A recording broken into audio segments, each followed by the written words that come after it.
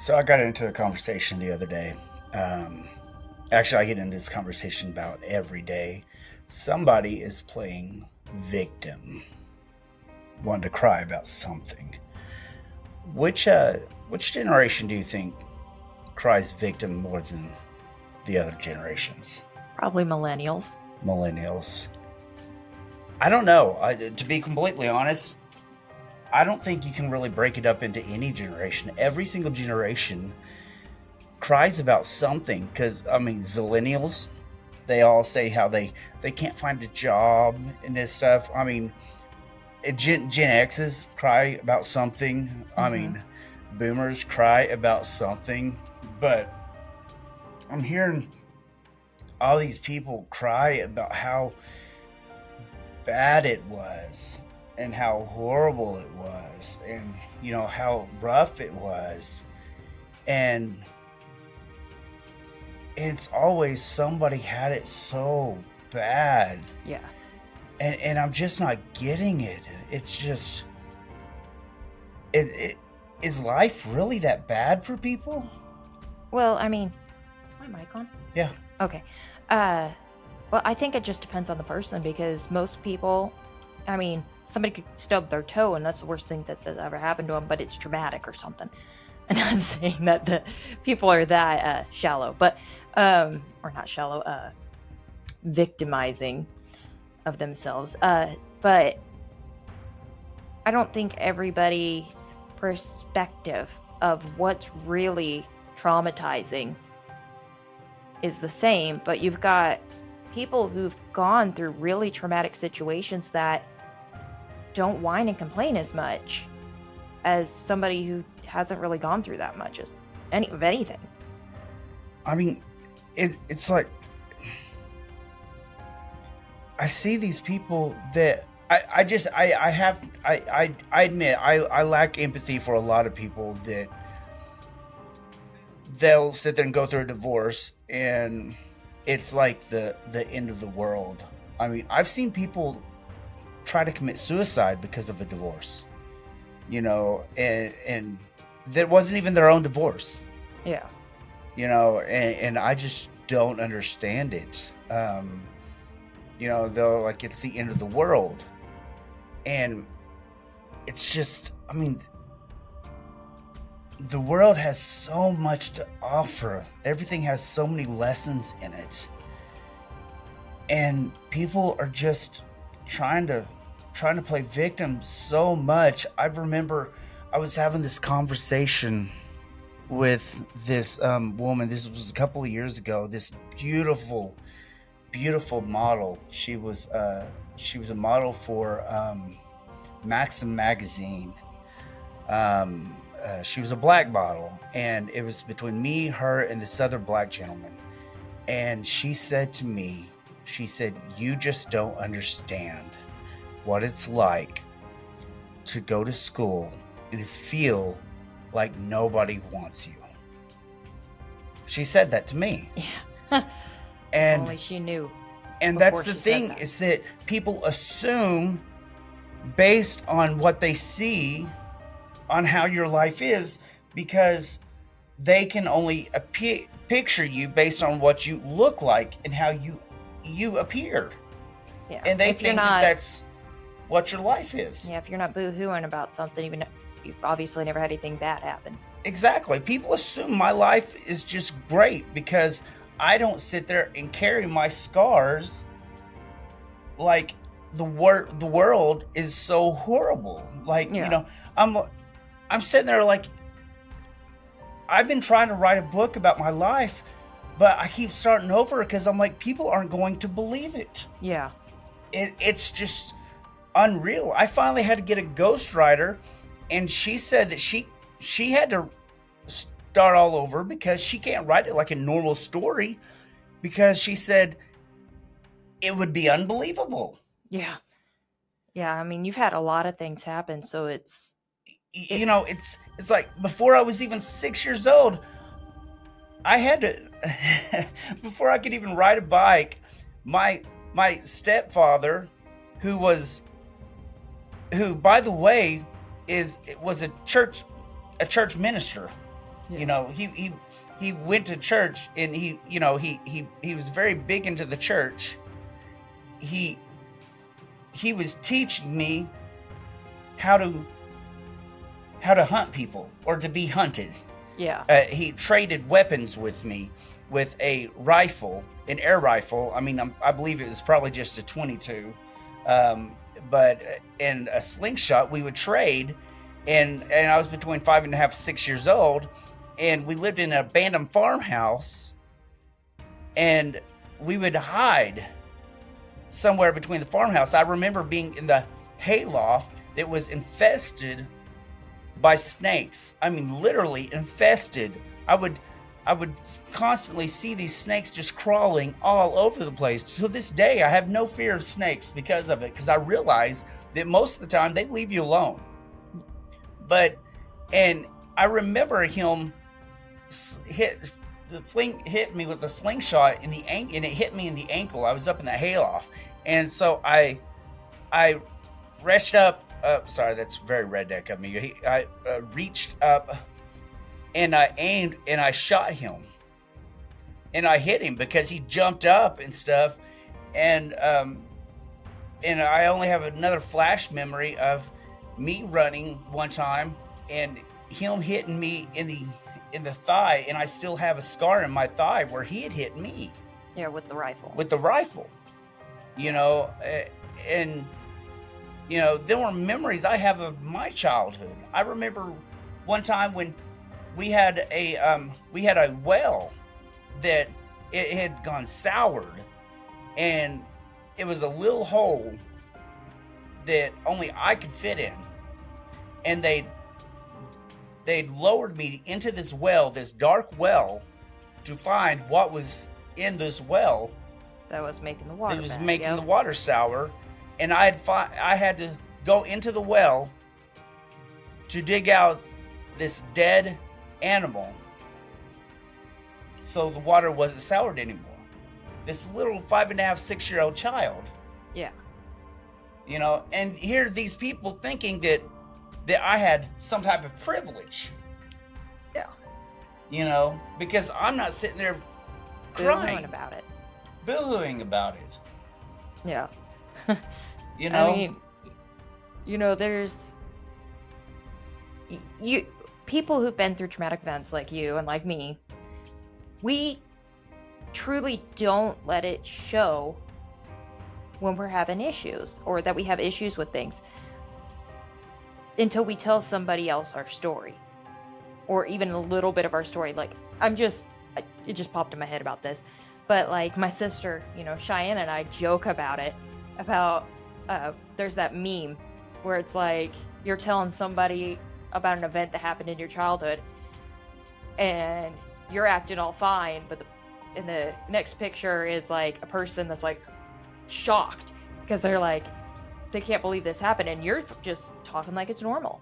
Yeah. I mean, what I'm getting at is most people who've been through traumatic events and have dealt with it, or don't let it get to them, they're okay with talking about it. But those, honestly, who overreact to their traumatic events, or their non-traumatic events compared to what, you've been through or I've been through, they will overreact to it because a lot of times it's just they want attention.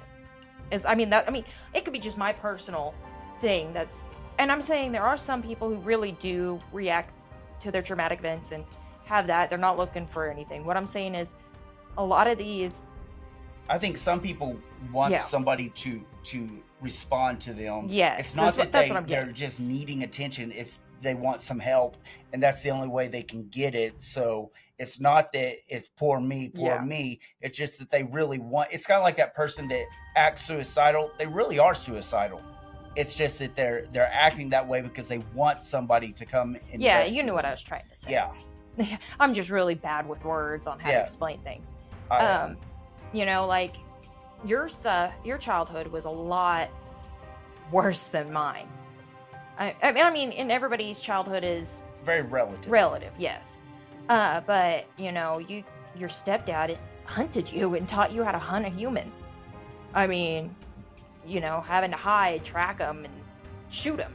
with whatever weapon you had, either a slingshot or a gun. And that, to some people, they wouldn't be able to function like a normal human being. It taught me how to be a different person.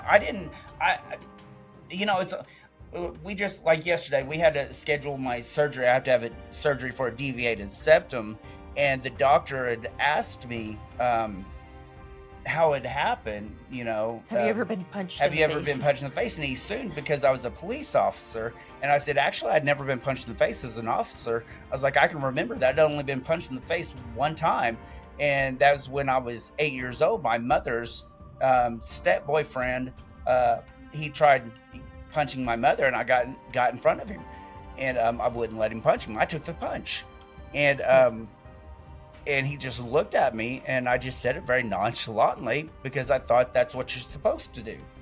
Yeah. I didn't think about it. And when my best friend, he's a Bixby police officer, he said it, and he adopted a girl who had lived in traumatic events and stuff. Yeah, and she so went through she was some in stuff. foster care system, and I'd never got to go through counseling or anything, so I don't know much about any of it through counseling, other than what I learned through psychology classes in college.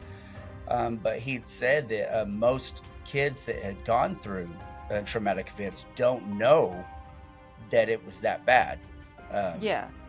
Because it was just normal for them, and he's right.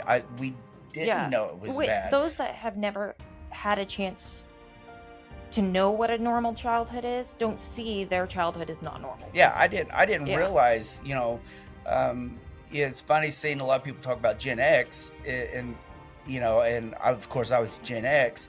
I'm a millennial. And you're a millennial. There's a lot of things that it coincides with the way I grew up, but it was, Gen X, me growing up, well, that was normal for me, but of course mine was a little worse. I got locked out, but it was for days at a time. Yeah, and then like they say millennials, grew up with technology. I mean, I didn't have. I'm an older millennial. Yeah. I didn't, and then of course, I also grew up with a Gen X brother and a Gen X sister. And you were also in the mountains without technology. Or I didn't have. We grew up with solar power, and it's not all that it's cracked up to be. At least back in the 90s. Yeah. It was no. I mean, could I do it again? Yes, if I have to, but I don't want to. I didn't grow up with all the technology that most people my age have grew up with. So I do, what's the word? Adapt. But no, with Gen X. When I do relate. There we go. Why can't I think tonight? I don't know. It's a millennial thing. Yeah. Thinking. It's not your strong point. Some people's. But so I can relate with Gen X, and the fact that I didn't have, like computers and stuff to entertain me. I was outside climbing mountains and going into the woods by myself with a dog. I mean, that's how I grew up. I didn't have parents that would always watch over and be overprotective. I had my parents up until I was 16. Helicopter parents weren't. Yeah, I didn't have helicopter parents. Yeah. I had a controlling parent, but not a helicopter parent. I think Gen X parents started becoming the helicopter parents because we didn't have. Yeah, we overcompensated. A lot of us that didn't have parents didn't want to be the parents that weren't there, and so we were like, oh, we didn't, which is sad. I wouldn't be that guy because I knew it taught us something.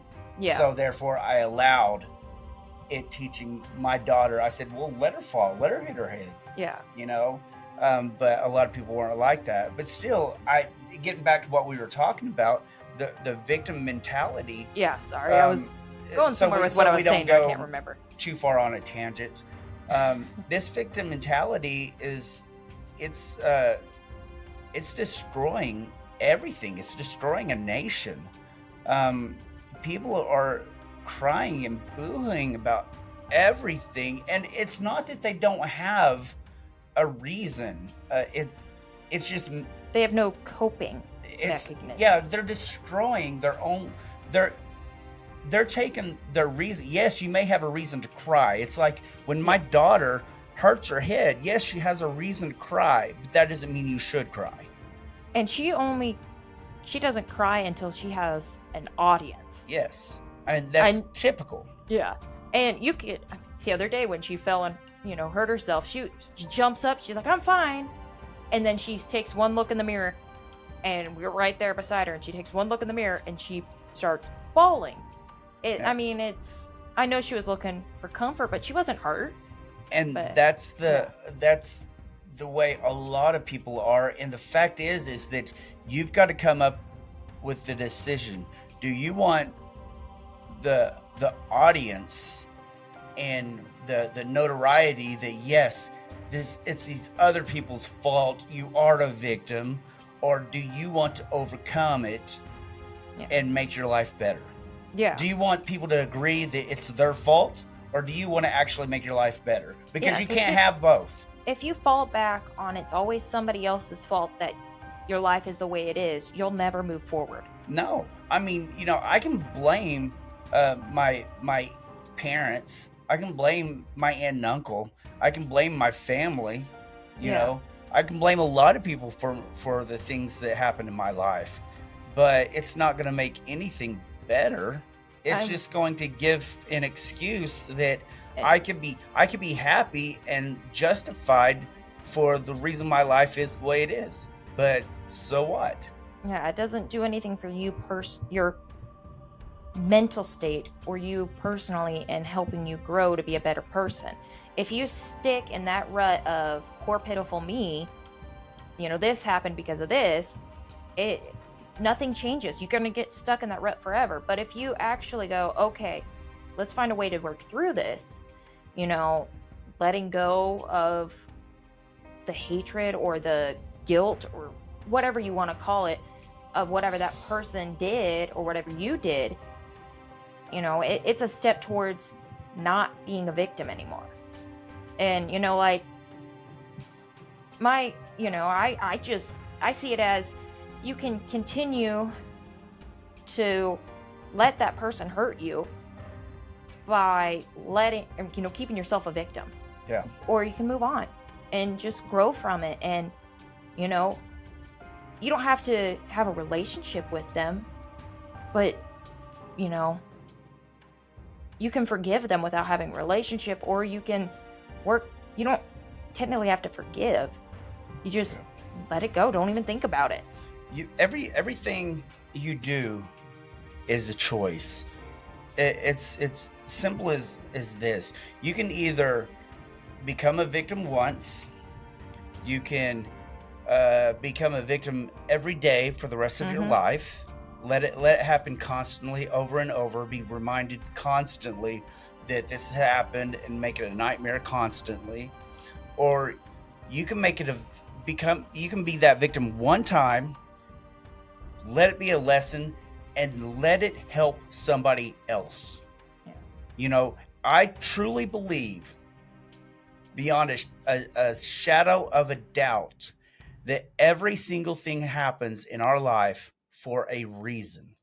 I believe every bad thing happens for a good reason. There is no such thing as bad things. I believe this. I firmly believe this, and you can deny it. I don't care. I don't believe in bad things. And you can say, well, yeah, okay. What about the Holocaust? Well, look far enough down and take your ego out of it. Well, I guarantee you, without something as extreme, we'll say as extreme as the Holocaust, if the Holocaust didn't happen, America wouldn't be here. Yeah, we wouldn't be the country we are. Think about that. We wouldn't have started worrying about Nazis. Yeah, we wouldn't have started we wouldn't have gotten involved in World War II. People I know they say, that, Japan kicked us into gear. Yeah, I mean, people are going to hate me for saying something like that. But the fact is that bad things would make us start thinking about other things. It makes us start thinking about other things. Every bad thing creates something else. If if what happened to me in my life hadn't happened, I wouldn't have started I would be just like everybody in my family. My mom's side of the family, they're good people. Yeah. I have nothing to do with them. But that doesn't mean they're not good people. Yeah. They really are. They go to work, or they did. They worked. They're retired now. They were normal people. They started their jobs at 18, 20 years old, worked for 30 years, retired, and stayed. And then they did their jobs, stayed the same thing, did that, and that's all they did. Yeah. That's all they wanted to do. That's great. That would not have fulfilled me because I would not have helped anybody. Yeah. But I would have been just like them. If my mother would not have sacrificed her life by living a miserable life and been miserable, and if I wouldn't have had lived this miserable life in my younger years and done this, if I wouldn't have suffered that, I would not learn them lessons, and I couldn't teach other people how to get through that. Yeah. I wouldn't know how to get through that. And you may have had the victim mentality. And I might have had the victim mentality. Yeah. When I became a police officer, I wouldn't know how to get through situations I did. I wouldn't know how to respond without freaking out. I don't know how to freak out. I really do not know how to freak out. I'm calm in every single... Well, you've seen me in situations that people freak out. I don't know how. Yeah. I just know how to stay calm in every single situation. You know, I have no flight situation. It's just, this is what you do. Yeah. You know, so I believe everything has a good reason why it happens. You know, so if you can learn that, what I figured out when I was younger, when I was in my early 20s, I figured that lesson out, that everything has a lesson to it. And so it helped me from becoming suicidal because of my younger life. My brother and sister didn't learn that. My brother ended up in prison. My sister ended up in drugs and everything. Luckily, she didn't end up in prison. She just became a Jehovah's Witness. Went from one extreme to another. Yeah, which happens a lot, honestly. Yeah. It does.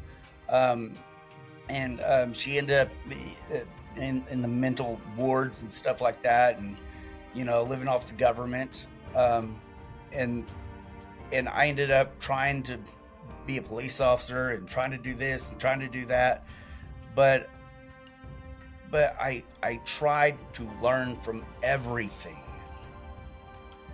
and then I tried to start this podcast. I'm trying to teach people. Yeah. Don't be a victim.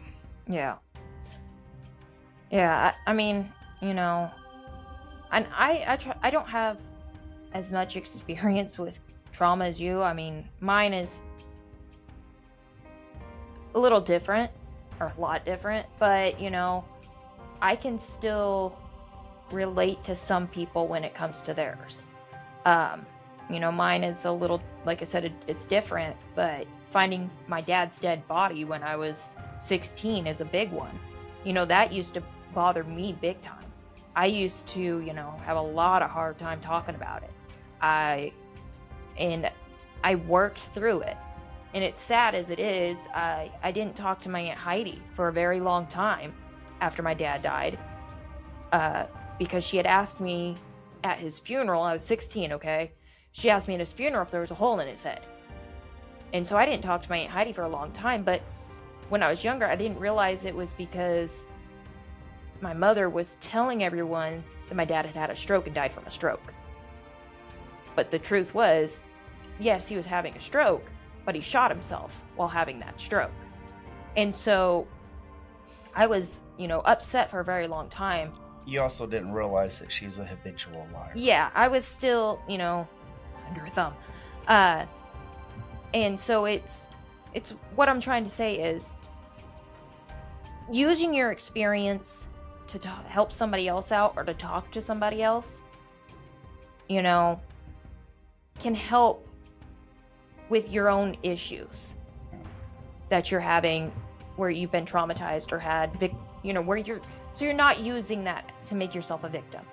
You're using it to help someone else and help yourself at the same time. And that's what we're supposed to do. I mean, and it's not, and we all have our issues. That's the thing, is we all have our issues. Instead of being victims, like, you didn't just have that. I mean, your mother was a narcissist, is a narcissist. Yeah. And I wasn't going to go into that because that's different. True definition. But that's the thing, is that we all have our issues. Everybody has our issues. And that's why I say relative. Just because one person has something that seems really extreme, bad is bad. I mean, I remember when we first got together and first few years, I mean, you still have a habit of saying it. It's like, you'll say my back hurts, but then you'll say, I know it's not nearly as bad as yours. Well, yeah, I mean, relative is relative. I still have issues, but I'm working through them. I'm conditioned for my back to hurt certain ways and be used to it.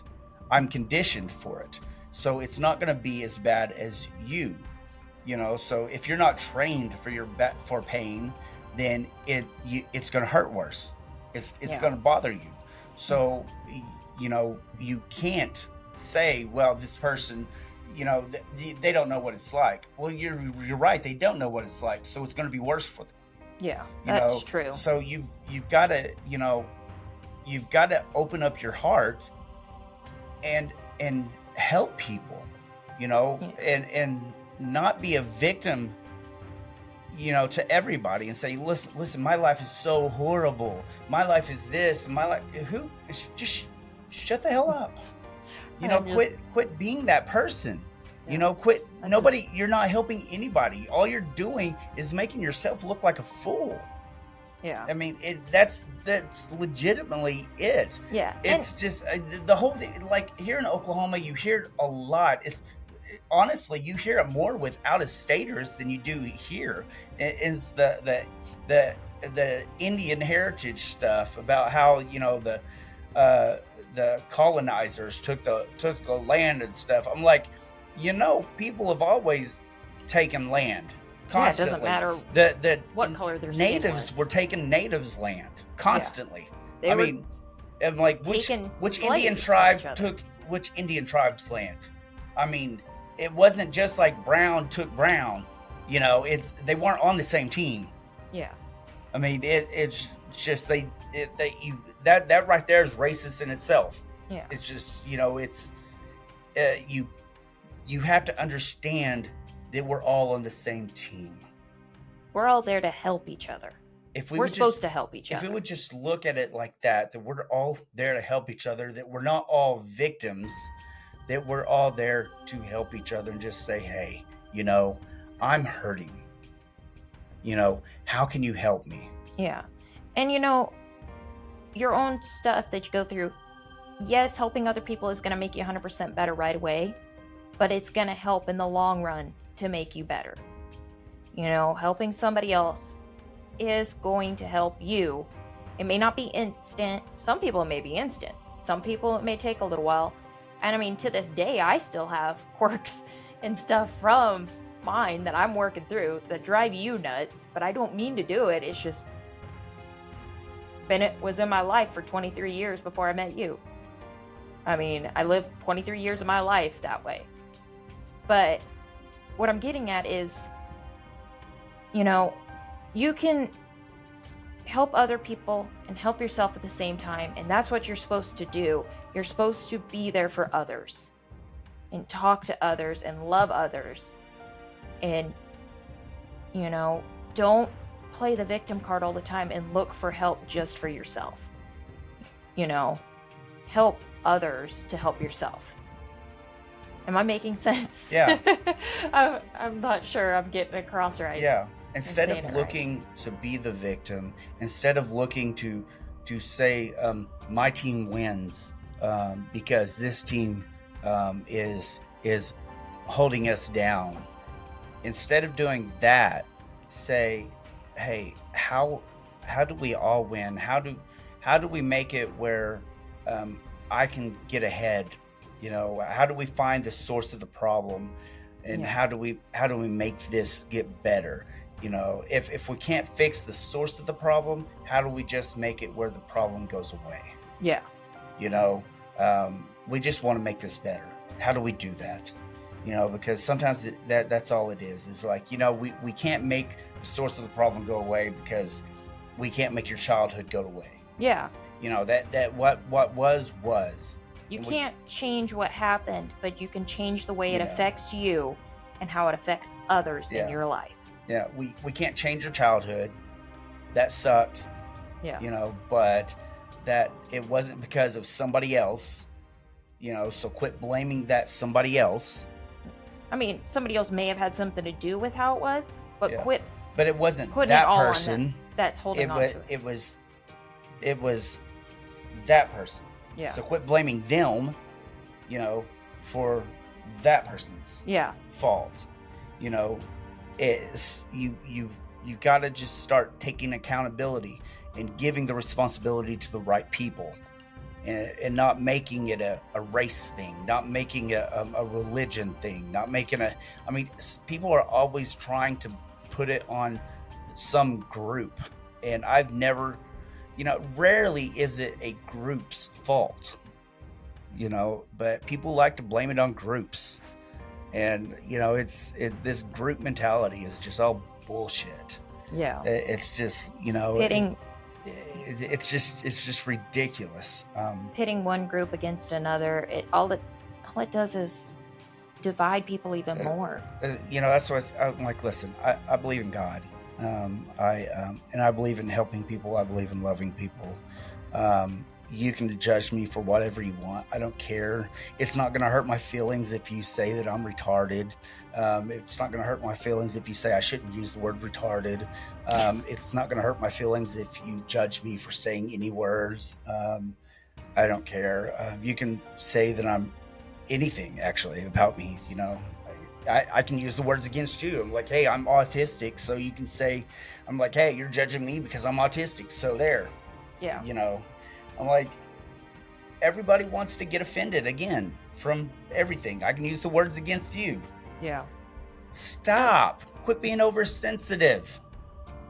It's enough. It's enough. We're tired of it. The world is tired of the oversensitive bullshit. And trying to control what people say. We're done with walking on eggshells. It's time just for humans to be humans and realize that nobody's perfect. We're going to make mistakes. We're just going to try to be good humans. Try to love each other. Stay in peace. Stay in love. Hey guys, I want to personally thank everyone for liking and sharing my videos. If you want to continue to see my content, all you got to do is press that subscribe button and I'll notify you as soon as a new video comes out. I don't get paid for any of this. So if you want to buy some of my merch, like my shirts, like Jesus is a Badass or my Don't Be a Dick shirt, you can easily go to my merch store, which is at sogtv.org, which I will have it in the description at every video. So push that. Go buy yourself a shirt.